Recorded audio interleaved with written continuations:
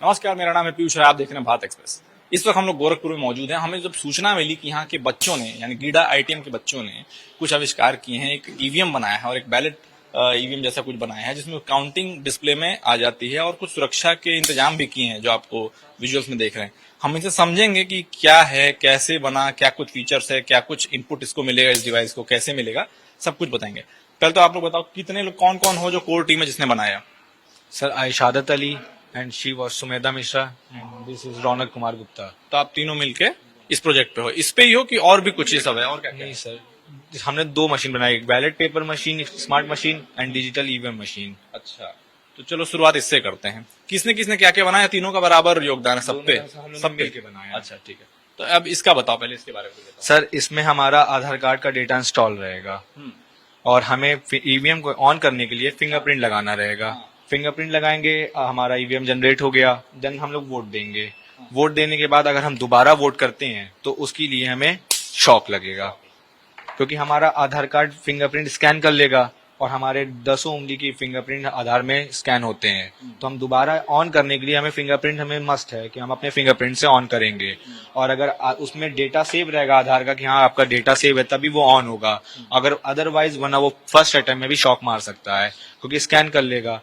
Smart ballot washing machine में मैं interrupt कर रहा हूँ, अगर डेटा सेव नहीं है तब भी शॉक मार देगा? हाँ, अगर आपका डेटा सेव नहीं है, ठीक है, आप आए वोट करने के लिए, आपको पता है कि मेरा आधार है, मैं अपना वोट करने आ रहा हूँ, आपका डेटा सेव नहीं है। कुछ लोग होता है वोटिंग लिस्ट में नाम नहीं आता है और हम लोग को चाहिए कि एक एक वोट बहुत महत्वपूर्ण होता है। इस वजह से हम लोग ने कि इंस्टॉल रहे सबका डेटा, सब लोग अपने से आधार बनवाएंगे, सब लोग सरकार जुड़ेंगे जल्दी, जो जिसका अपडेट नहीं होगा वो अपडेट कराएगा।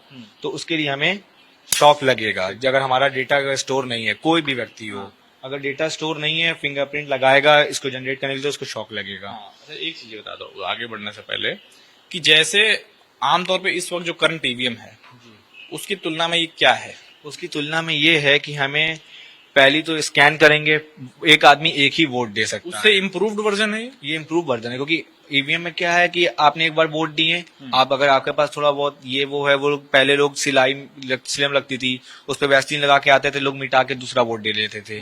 अब इसमें ये रहेगा कि जब आपने एक बार इंसान जब एक वोट दे चुका है तो वो चाह के भी दोबारा वोट नहीं दे पाएगा। फ्रॉड भी वो उंगली से मिटवा के आ जाए, क्योंकि सर हमारा उंगली से मिटा सकेंगे, हमारे जो हाथ की फिंगरप्रिंट है, प्रिंट नहीं मिटेगी, प्रिंट से ही हमारा ऑन होगा। डबल वोटिंग नहीं हो पाएगी, डबल वोटिंग नहीं होगी, फ्रॉड वोट नहीं हो सकता। मीटर जो हमारा हेड ऑफिस में रहेगा और हेड ऑफिस में वो काउंट होगा, इससे कोई मतलब ही नहीं है, हेड ऑफिस में मीटर हमारा वो रहेगा। एक सवाल का और जवाब दो कि आजकल जो भी पॉलिटिकल पार्टियां हैं जो चुनाव आते ही चीजें करती हैं कि भाई वोट किसी को दिया जा रहा है, वोट जा किसी को रहा है, ये कैसे होता है?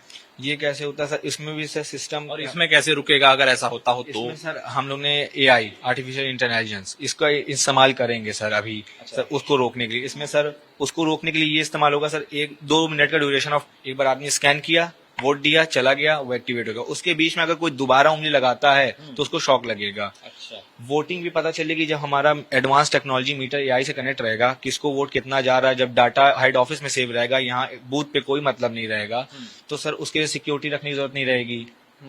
सर हमारा इसको बताने का मेन मोटिव ये था कि फ्यूचर में अगर इसका इस्तेमाल होता है तो हमारा बहुत सा एक्सपेंस बचेगा। सीआरपीएफ और पुलिस वालों की एक शहर से दूसरे शहर पे पोस्टिंग होती है, बहुत से उसमें खर्चे होते हैं, उनके रहने का, खाने का, और बूथ कैप्चरिंग ना हो तो बूथ पे सर सिक्योरिटी। तो सर जब एडवांस टेक्नोलॉजी रहेगी, जब एआई जनरेट रहेगा और एडवांस टेक्नोलॉजी से हम शॉक दे सकेंगे, हमें जाना नहीं पड़ेगा कि कौन एक वोट डाल रहा, कौन 2 वोट, तो उसमें सर महत्वपूर्ण रहेगा। वही पैसा सर 2019 के इलेक्शन में 50,000 करोड़ रुपए खर्च हुए थे लोकसभा के इलेक्शन में, तो 50,000 करोड़ जब हमारे देश में बचेंगे सर एक इलेक्शन को ना करा के और स्मार्ट टेक्नोलॉजी का यूज करके, तो वो 50,000 करोड़ सर हम बेरोजगारी में और सर एजुकेशन में, एम्प्लॉयमेंट में, ये सब चीज में यूज कर सकते हैं। बहुत आपने सोचा है, ठीक बात है। एक चीज और आप बताओ कि ये कॉस्टिंग क्या पड़ेगी आपको बनाने में, कितना लग गया, और इसका फाइनल वर्जन बनते बनते कितना समय लगेगा और कब आ सकता है मार्केट में? सर ये डेमो है, इसी को बनाने में सर 20-25,000 लग चुके हैं।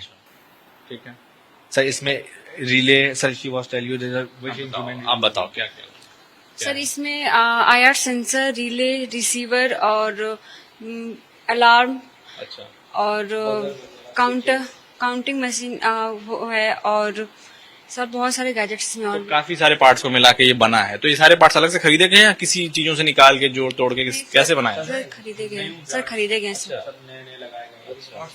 ठीक, तो अब इसके बारे में बता दो। सर ये बैलेट पेपर आप मशीन ही है। करा दो। इसमें क्या है सर, हम इसको सेट करेंगे। इसमें सर एडवांस मीटर नहीं लगा है, इसमें कैलकुलेटर्स हमने बनाया है। तब 1 प्लस इज इक्वल टू, यानी सर ये 1 वोट हमारा काउंट हो। मशीन ऑन करेंगे सर, हमारा वोट काउंट होगा। अच्छा, कैलकुलेटर यूज कर दिया इसने। जी सर, कैलकुलेटर है जी सर। अब सर हमारा वोट अगर हम डालेंगे, तो अभी 2 की काउंटिंग है, 2 कार्ड डाल दिए। 2 कार्ड डाल चुके हैं सर, अब इसमें सर वोट पड़ेगा। सर उससे कोई फ्रॉड नहीं हो सकता ना कि दोबारा कोई वोट नहीं डाल सकता है। हाँ। अगर वोट डालता भी है दोबारा तो उसको 440 वोट का झटका लग सकता है। सर हम सबने इसको मिल के बनाया है कि एक अलग है, जैसे ईवीएम है। ईवीएम को हमने इम्प्रूव क्या किया है। नॉर्मल ईवीएम होता है, हमने सबको वो वोट पहले करते हैं। आपने ईवीएम को समझा कि कैसे काम करता है। हाँ, चुनावी माहौल चल रहा है तो ईवीएम जैसे चलती है, फिर हमने एक वोट किया, फिर ईवीएम कुछ मिनट बाद ऑटोमेटिक रीसेट होती है वो, फिर हम दूसरा वोट करते हैं। तो हमने यहाँ क्या किया है, पहले ही हमारी बायोमेट्री हो जाएगी कि हम अपने जैसे आधार से हमारे सारे चीज लिंक है इस समय, तो अपना थंब लगा के हम वहाँ पे अपनी बायोमेट्री करेंगे और फिर हमारा ईवीएम स्टार्ट होगा, फिर हम वोट करेंगे। चलो ये बात तो उन्होंने बताई, वो मैं समझ में आ गया मुझे। तो मेन चीज ये है कि जैसे पहले ही स्टेप पे आप लगाओगे, करोगे, नहीं होगा तो आपको करंट दे देगी, आप बाहर हो जाओगे, है ना। बस ये एक चीज है। और क्या क्या चीजें जो है अलग बनाती है नॉर्मल ईवीएम से इसको? सर नॉर्मल सर इसका जैसे रिसीवर है कि असल में जो ईवीएम इस समय आ रहे हैं उसका वीवीपैट अलग होता है, तो उसमें उसका वोट सेव रहता है।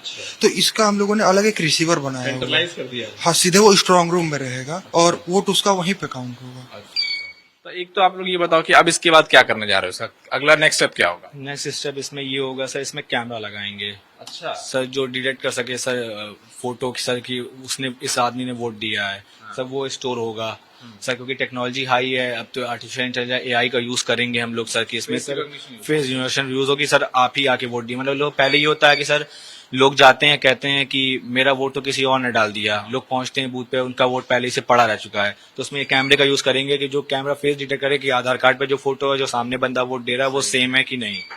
क्योंकि सर फिंगरप्रिंट तो आप किसी ग्लू से भी निकाल के किसी की लगा सकते हैं, तो इसका इस्तेमाल नहीं हो सकेगा सर। क्योंकि ये फ्यूचर में सर ये बहुत बेनिफिशियल और सेफ रहेगी, और सर इससे वोटिंग कराने में सर बहुत आसानी और बहुत मदद रहेगी। अच्छा, एक चीज मैं और पूछना चाहता हूँ, अहम सवाल हो सकता है आखिरी भी हो, क्योंकि हमने बहुत चीजें जान ली इस बारे में।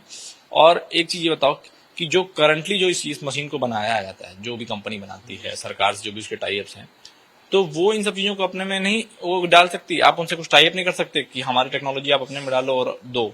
सर हम चाहेंगे कि वो हमारे टेक्नोलॉजी को देखें और हमें इस्तेमाल करने का मौका दें, और सर हमें सपोर्ट मिलेगा गवर्नमेंट से कि इसको और अच्छे से एडवांस बनाए, या ये प्रोजेक्ट सर मार्केट में आए और इसका इस्तेमाल हो सर। फ्यूचर में सर अगर इसका इस्तेमाल होता है तो बहुत बेनिफिशियल रहेगा सर आवर यूथ के लिए सर, क्योंकि सर एक एक वोट बहुत महत्वपूर्ण रहता है sir. Everyone have to right to vote sir. चलो, आपको इतना अच्छी बात है, इतनी कंसर्न है युवाओं को कि भाई हर एक वोट की अपनी कीमत है, और ये प्रोडक्ट खैर अच्छा भी है। तो कितना अभी आपको इसमें और कुछ काम फाइनल करना है या सीधा उसके फाइनल प्रोडक्ट पे काम करना है? सर इसके अब फाइनल प्रोडक्ट सर, इसमें कैमरा इंस्टॉलिंग पे प्रोडक्ट पे काम करेंगे सर, और सर फिनिशिंग देंगे, फिनिशिंग और look अच्छा देंगे, देंगे। लुक अच्छा देंगे। क्योंकि सर ये डेमो के लिए हमने बनाया था कि हाउ इट्स वर्क। नहीं, ठीक है, डेमो के हिसाब से ठीक है।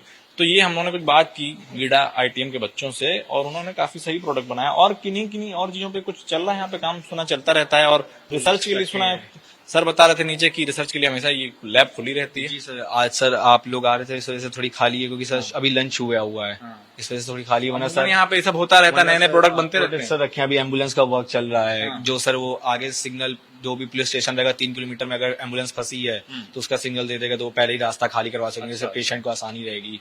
तो उसका प्रोजेक्ट चल रहा है सर, हम इस पे प्रोजेक्ट पे काम कर रहे हैं, और भी बच्चे हैं सर, बहुत प्रोजेक्ट सर बनते रहते हैं।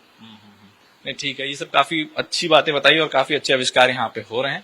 फिलहाल इन सब चीजों से सीखना भी चाहिए अन्य कॉलेज और यूनिवर्सिटीज के बच्चों को कि इस स्तर का काम गोरखपुर में हो रहा है तो बाहर बाकी अन्य बड़े देशों में भी होना चाहिए, अन्य बड़े कॉलेजेस में भी होना चाहिए।